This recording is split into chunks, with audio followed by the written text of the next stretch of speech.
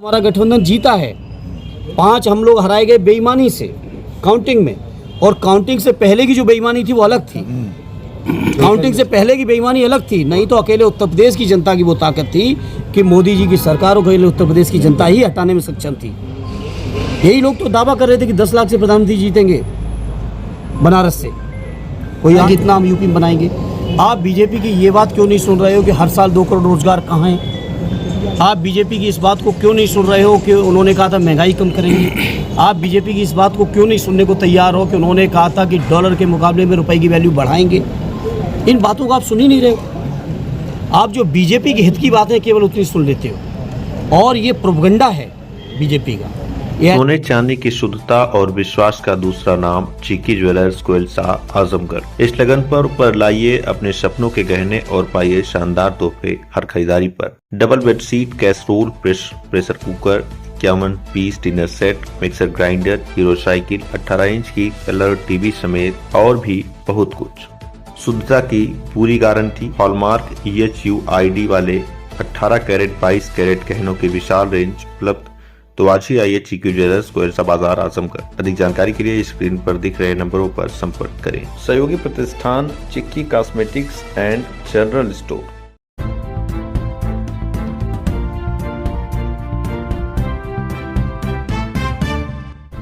नमस्कार, आप देख रहे हैं तेज न्यूज। मैं हूं आपके साथ विनोद राजभर। आइए शुरू करते हैं खबरों का सिलसिला। आजमगढ़ के सांसद धर्मेंद्र यादव ने SIR को लेकर DM को दिया ज्ञापन। SIR को लेकर अनियमितता की मिल रही थी शिकायतें। आजमगढ़ के सांसद धर्मेंद्र यादव ने SIR को लेकर DM को ज्ञापन सौंपा है। उन्होंने बताया कि आयोग ने 2 फॉर्म दिया, एक सबूत के तौर पर अपने पास रखने के लिए और एक जमा करने के लिए, जो कि लोगों को नहीं दिया जा रहा है। वहीं कुछ जगह पर भी लोग भेदभाव कर रहे हैं। धर्मेंद्र यादव ने अभी कहा कि हमें उम्मीद है कि 9 दिसंबर को जो सूची आएगी, जो आज मतदाता सूची है 2025 की, वही ड्राफ्ट आनी चाहिए।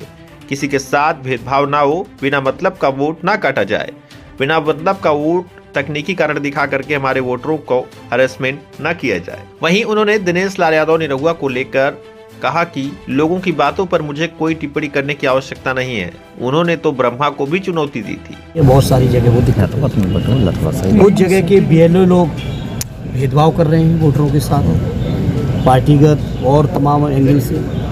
वो तमाम जो बातें आई थी सबको अधिकारियों के सामने रखा है, और हमें उम्मीद है कि ये शिकायतें न केवल दूर होंगी, बल्कि जो ड्राफ्ट आएगा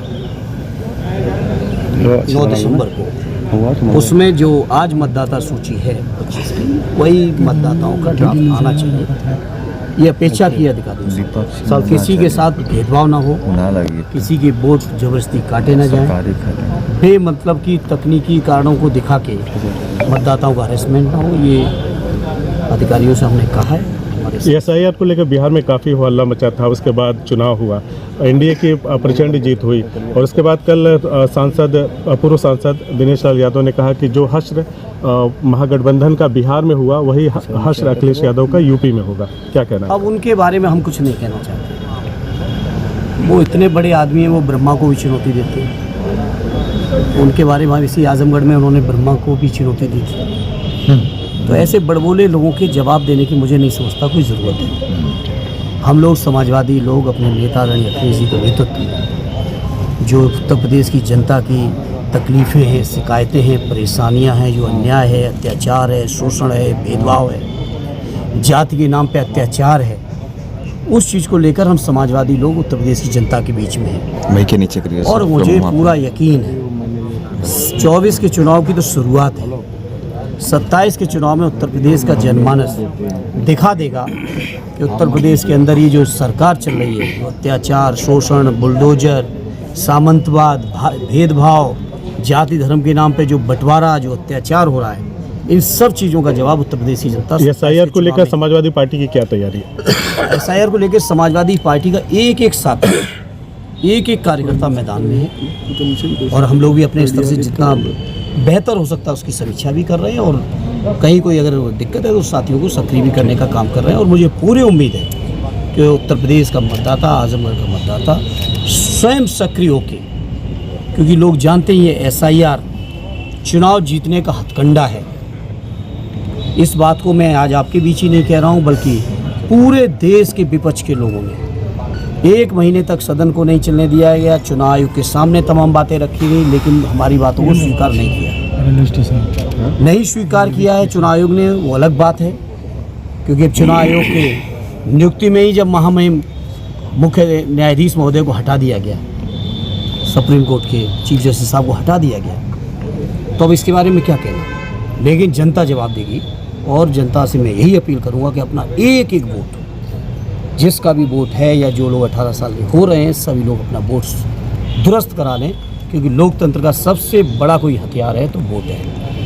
और इस हथियार को अपने को तैयार करें आगामी लड़ाई को लड़ने के लिए, लोकतंत्र बचाने के लिए, संविधान बचाने के लिए, आरक्षण बचाने के लिए, गरीबों की सुविधाएं दिलाने के लिए, किसानों नौजवानों की समस्याओं के समाधान के लिए, बेरोजगारी दूर करने के लिए, महंगाई दूर करने के लिए अगर कोई हथियार है तो वो हथियार वोट है। इसे सभी मतदाताओं से अपील है आपके माध्यम से, जहां तक भी हमारी आवाज़ जाए। और चोरी का क्या कोई मामला रह गया है? अपना वोट पहले दुरुस्त करें। अखिलेश जी कह रहे थे कि पीडी प्रहरी तैयार किया जाएगा हर विधानसभा हैं, प्रहरी तैयार है, नियुक्त हो चुके हैं। हाँ, नियुक्त हो चुके हैं, वो कोई मीडिया में देने का सवाल नहीं है। सारे हमारे पीडीए प्रभारी, जो मतदाता प्रभारी हैं, पीडीए प्रहरी हैं, वो सारे लोग तैनात हैं मैदान में।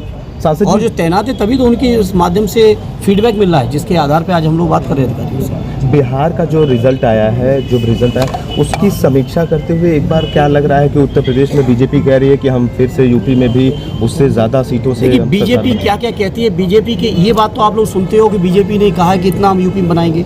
आप बीजेपी की ये बात क्यों नहीं सुन रहे हो कि हर साल 2 करोड़ रोजगार कहाँ हैं? आप बीजेपी की इस बात को क्यों नहीं सुन रहे हो कि उन्होंने कहा था महंगाई कम करेंगे? आप बीजेपी की इस बात को क्यों नहीं सुनने को तैयार हो कि उन्होंने कहा था कि डॉलर के मुकाबले में रुपए की वैल्यू बढ़ाएंगे? इन बातों को आप सुन ही नहीं रहे हो।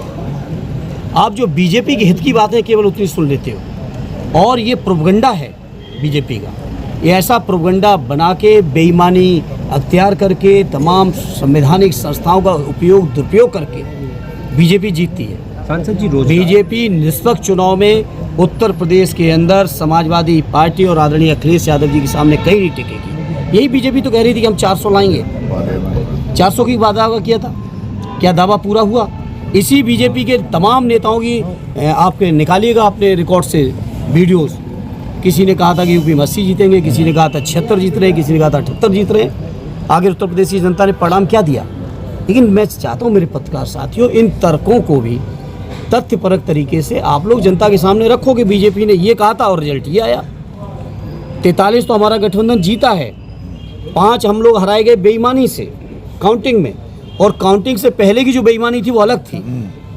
काउंटिंग से पहले की बेईमानी अलग थी। नहीं तो अकेले उत्तर प्रदेश की जनता की वो ताकत थी कि मोदी जी की सरकार और अकेले उत्तर प्रदेश की जनता ही हटाने में सक्षम थी। यही लोग तो दावा कर रहे थे कि 10 लाख से प्रधानमंत्री जीतेंगे बनारस से। कोई 8 लाख का दावा कर रहा था, कोई 6 लाख का कर रहा था, कोई 10 लाख का कर रहा था। क्या परिणाम आया? बात अगर रोजगार की जाए तो तेजस्वी जी ने रोजगार और तमाम ऐसी चीजें बहुत ही जरूरतें हैं, मगर उस पर क्या वोट नहीं पड़ा उनको? अब वो तेजस्वी जी और बिहार के साथी समीक्षा करके ही कोई निचोड़ निकालेंगे। चुनाव के परिणाम अभी आए कुछ ही दिन हुए हैं, और बिहार के जब साथी जो भी परिणाम या रिपोर्ट निकालेंगे उसके आधार पर हम लोग बात करेंगे।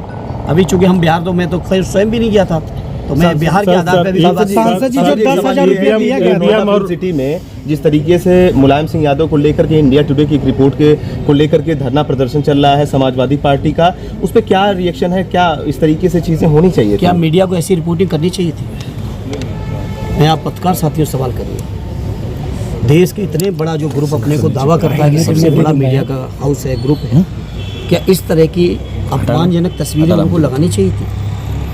और जब ये तस्वीरें लगाएंगे तो अभी तो शुरुआत है धरने की, जरूरत पड़ेगी और आगे कार्रवाई करेंगे, बहिष्कार भी करने की जरूरत पड़ी करेंगे। जिस तरीके से वो कह रहे हैं श्राप दिया गया था और यहीं से पतन हो जाएगा समाजवादी पार्टी का, इस तरीके के शब्दों का इस्तेमाल। और तो आप मीडिया के साथियों, उस ग्रुप के लोग भी होंगे, आजमगढ़ में भी होंगे, जरा उनके माध्यम से पूछिए।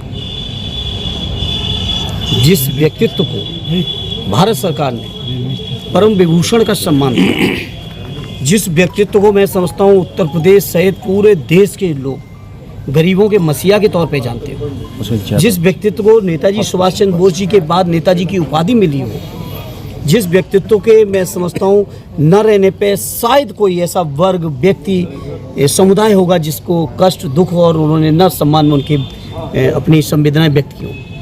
ऐसे महान व्यक्तित्व के बारे में मीडिया के एक ग्रुप या उनके कुछ लोग, क्या अधिकार है उनको इस तरह की बातें करने की? और अगर इस तरह की बातें होंगी तो लोकतंत्र में फिर बहुत से रास्ते हैं।